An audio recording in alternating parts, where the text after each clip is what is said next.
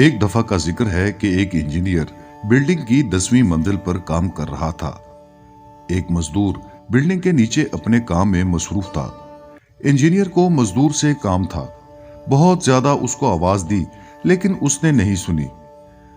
Engineer نے جیب سے $10 کا نوٹ نکالا اور نیچے پھینکا تاکہ مزدور اوپر کی طرف متوجہ ہو جائے، لیکن مزدور نے نوٹ اٹھا کر جیب میں ڈالا اور اوپر دیکھے بغیر اپنے کام میں مصروف ہو گیا۔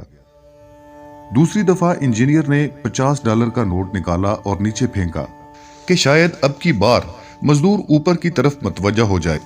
مزدور نے پھر سے اوپر دیکھے بغیر نوٹ جیب میں ڈال دیا۔ اب تیسری دفعہ انجینئر نے ایک چھوٹی سی کنکری اٹھائی اور اسے نیچے پھینک دیا۔ کنکر کا مزدور کے سر پر لگنا تھا۔ اس نے فوراً اوپر کی طرف نگاہ کی۔ انجینئر نے اسے اپنے کام کے بارے میں بتایا۔ یہ در حقیقت ہماری زندگی کی کہانی ہے۔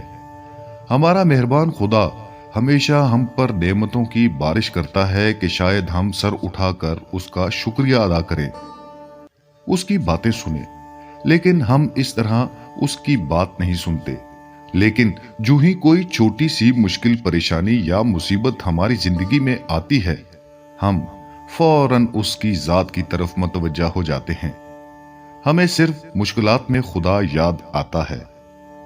بس ہمیں چاہیے کہ ہر وقت جب بھی پروردگار کی طرف سے کوئی نعمت ہم تک پہنچے، فوراً اس کا شکریہ ادا کریں۔